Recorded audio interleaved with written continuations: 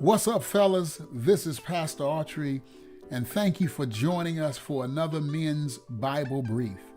Every Wednesday morning at 7 a.m. via Zoom for about 30 to 40 minutes, the brothers are chopping up in the Word of God and with courageous conversation. Join us if you can. The Zoom access information is right there on your screen. But if you can't, you're in the right place, as we will post the speaker's portion of each Men's Bible Brief on this YouTube channel. We only ask a few things. Give us a like, give us some feedback, as we want to improve this for your spiritual enrichment. But then lastly, brothers, if you've been blessed, don't keep that blessing to yourself. Share it with others, that all the brothers can be blessed. Well, I've talked long enough. Here is today's lesson and our speaker. Be blessed. Morning, brothers. Thanks for this opportunity to come to you guys. And my topic for this morning is something that you often hear me say, and that is, we're all just tools. So my topic is God's toolbox. When we think about a toolbox, we always have a large selection of tools depending on what that specific job is. Some people just bundle all their tools together in one single box.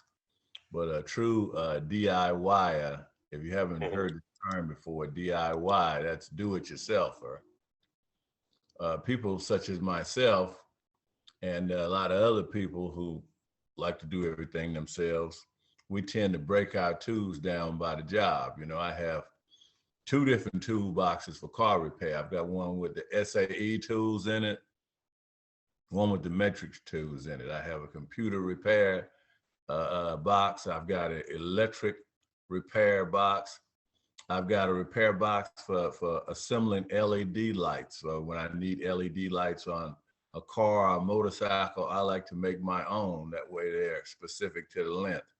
I got a toolbox for plumbing needs, a toolbox for car care and cleaning, for detailing my car. I actually have a box with the things I need.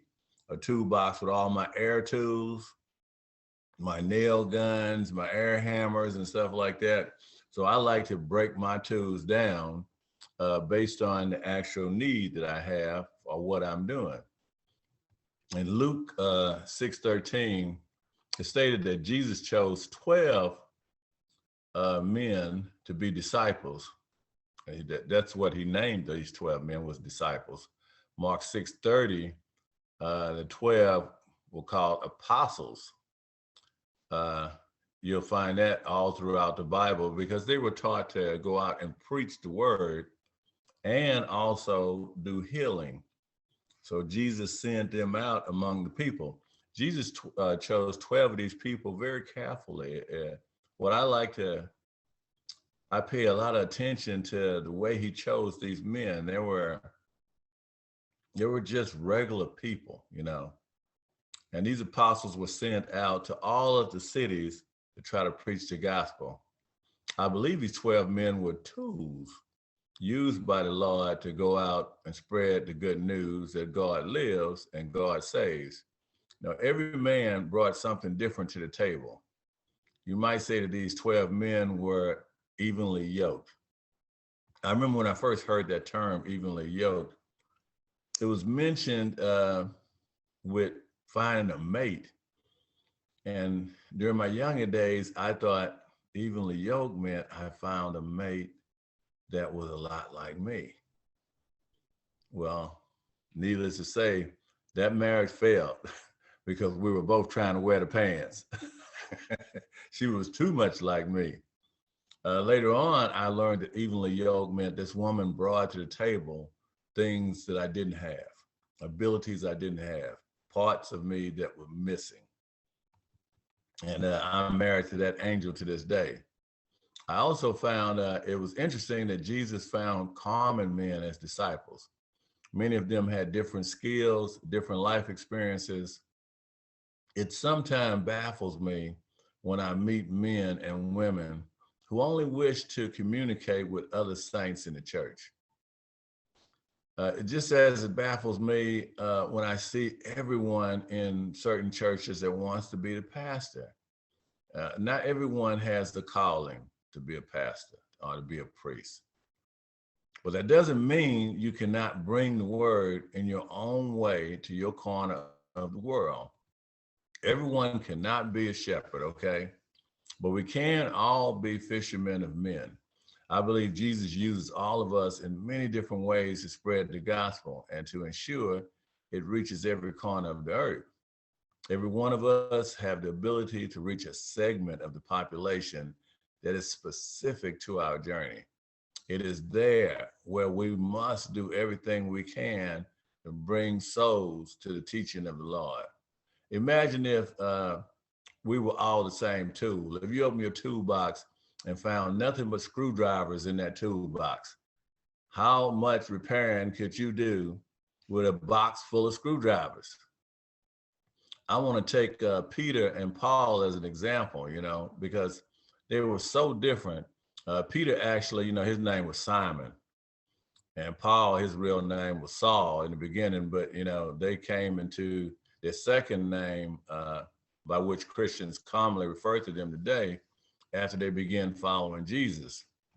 And Peter, he was from Galilee, which is modern day Israel, and Paul, he was of Tarsus, which is modern day Turkey. Peter was a fisherman by trade, while Paul was a tent maker. And a lot of people say, scholars say lawyer, because, he was very well educated and he was pursuing Christians. Paul did not have a Roman citizenship. I'm sorry, Peter didn't, but Paul did. Peter was unable to read, while Paul was highly educated and was an extensive writer. As you know, Paul, he gave us 13 of the 27 books of the New Testament. Peter was the first pope, while Paul never served as pope. Peter, along with his brother Andrew, was the first of Jesus' 12 disciples that followed him. Peter was not particularly gifted speaker. It wasn't until the Pentecost that he became a more prominent speaker. And Peter, at least, he spoke Aramaic, while Paul spoke various languages such as Greek and Hebrew. Peter and Paul conversations was very different from each other, but they were well known because Peter was fishing at the time that he was discovered, and Paul was on his way to Damascus to continue persecuting Christians when Jesus found him. Some theologians point out that there were two different gospel messages in these scriptures.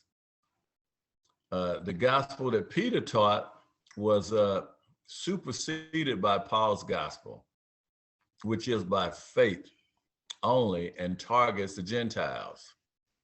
While Peter, if I'm not mistaken, he basically spoke strictly to the Jews. Here's the thing though, freedom and equality and dignity and all, by virtue of being human, we're all made in the image of God.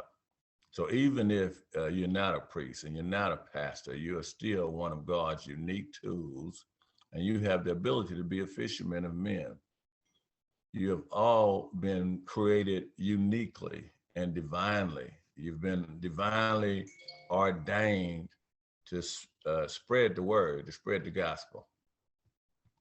So what I'd like to get you guys to talk about this morning is tell us how you once heard the word or were encouraged by somebody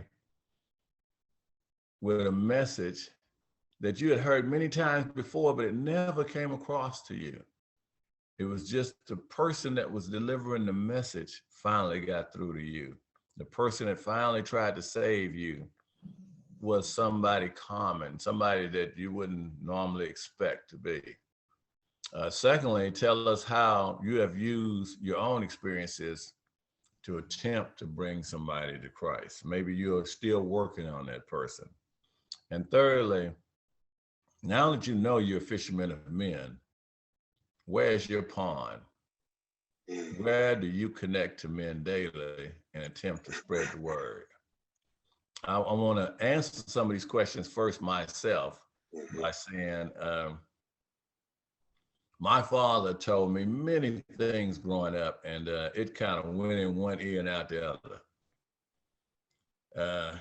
I wasn't a fan of the man when I was young because I thought he was just too much of a disciplinarian. But I had a younger brother talk to me when I first went into the military at age 16, who told me that I had too much potential to not be using it. And that if I relied on God and believed in God, that I could go as far as I wanted to. And for some reason, this guy, he got through to me. I can't tell you why to this day. I just know I heard him loud and clear. With the second part, tell us how you use your own experiences. Well, everybody knows I'm a motorcyclist. And for years, I've been asked to join many different motorcycle clubs, but they didn't represent what I wanted to represent. So me and 11 other men founded a Christian motorcycle club because we wanted our wives to be a part of the club with us. And most motorcycle clubs don't allow women to be in the club. Also, a lot of these clubs are 1%ers, which means there's a lot of bad guys in it. So with this club that we've created called, and I'm having a hard time thinking of my name of my own club, the Royal Auto Riders. Our logo is God Comes First, and people just see that on our back and they want to talk about it. The third part, now that you know you are a fisherman of men, where's your pond? I think I've discovered my pond to be out there riding the road with all the other roughnecks and meeting and talking to men who normally would not have the gospel coming to them. So brothers, there you go, chop it up. Tell me your experiences.